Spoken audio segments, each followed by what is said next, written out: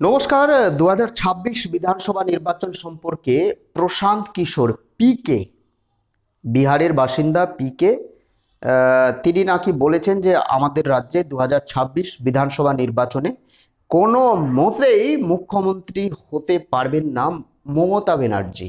বিভিন্ন social media তথা main stream মিডিয়ায় এই খবরটি ঘুরপাক খাচ্ছে।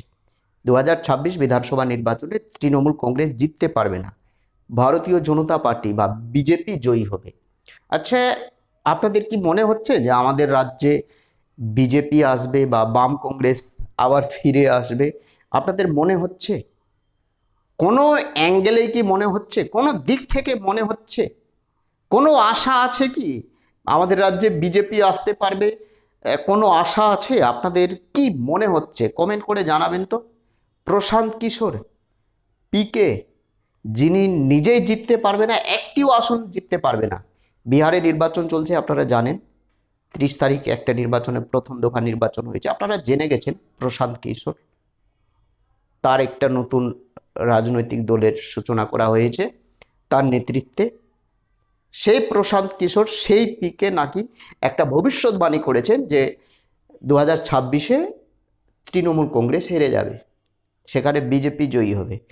5টা আসন বেশি পেয়েও হোক বা একটা আসন বেশি পেয়ে হোক, সেখানে বিজেপি জয়ী হবে। দেখুন, আমাদের রাজ্যে 40% বা তারও বেশি, 40 থেকে 42% হচ্ছে সংখ্যালঘু ভোটার, এবং এই 42% একটা বিধানসভা কেন্দ্র বাদ দিয়ে, যেটা মালদহ জেলাতে রয়েছে, প্রত্যেকটা বিধানসভা কেন্দ্রে অর্থাৎ 292টি বিধানসভা কেন্দ্রে 100%ই সংখ্যালঘু ভোট টিএমসিতে গিয়ে পড়ে। ভুল করেও বিজেপিতে যায় না, তার নিদর্শন কালীগঞ্জে যেটা উপনির্বাচন হয়েছে, দেখলাম যে বিজেপি কোনো কোনো বুথে একটা দুটো ভোট পেয়েছে, ওই একটা বা দুটো হিন্দু ছিল বলেই পেয়েছে। তো 40 থেকে 42% ভোট কিন্তু সংখ্যালঘু ভোট, মুসলিম ভোট যাচ্ছে টিএমসিতে। ক্লিয়ার? দক্ষিণবঙ্গ, ফারাক্কা পার করে দক্ষিণবঙ্গে যত হিন্দু ভোটার রয়েছে, 80% হিন্দু ভোটার কিন্তু তারা টিএমসিকে চাইছে। বাকি পড়ে থাকলো 12টি লোকসভা উত্তরবঙ্গে। এই 12টি লোকসভা কেন্দ্রে মোটামুটি 6 থেকে 7টি লোকসভা কেন্দ্রে বিজেপি জয়ী হবে, বাদ বাকি টিএমসি।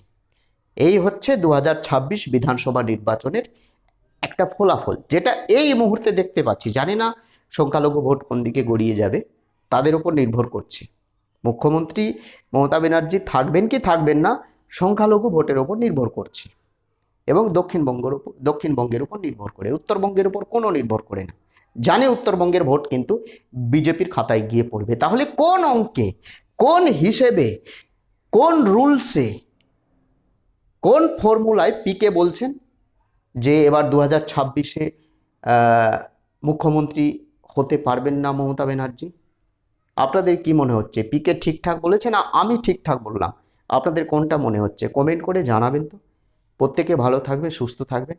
নতুন হয়ে থাকলে চ্যানেলটিকে সাবস্ক্রাইব করে দেবেন। বঙ্গ বিজেপির নতুন সভাপতি শ্রমিক ভট্টাচার্য হয়েছে। জানি না ওর থেকে ভালো আরও ব্যক্তি ছিলেন আমাদের রাজ্যে, জানি না কতটা দলকে এগিয়ে নিয়ে যেতে পারবে, জানি না। কুণাল ঘোষ পছন্দ করেননি। কুণাল ঘোষ বা টিএমসি চাইছিলেন যে দিলীপ ঘোষ হলে ভালো হতো। ভেতরে একটা খেলা হচ্ছে, বিজেপি এবং টিএমসির মধ্যে একটা কানেকশন রয়েছে, ভালো কানেকশন রয়েছে, যেটা আমরা ভালোভাবে জানি। আমরা যদি আপনাদেরকে বলি এই কথাটা যে বিজেপি এবং টিএমসির মধ্যে একটা কানেকশন রয়েছে আমাদের রাজ্যে, দিদি মোদির সঙ্গে একটা সেটিং রয়েছে, আপনারা হয়তো বিশ্বাস করবেন না। সেই জন্য এই কথাগুলো মেন স্ট্রিম মিডিয়া বা সোশ্যাল মিডিয়ায় আমরা বলি না, কিন্তু 100% একটা কানেকশন রয়েছে। যারা রাজনীতি বোঝে ঠিক আমার কথাটা বুঝতে পেরেছে। প্রত্যেকে ভালো থাকবেন, সুস্থ থাকবেন। বেশি কথা বলবো না। তোলার থেকে মোলার পর্যন্ত, জুতো সেলাই থেকে চণ্ডীপাঠ সবই করেছি, সব বিষয়ই জানি, কীভাবে লুটপাট হয় সব জানি। যাই হোক, নতুন হয়ে থাকলে চ্যানেলটিকে সাবস্ক্রাইব করে দেবেন। জয় হিন্দ।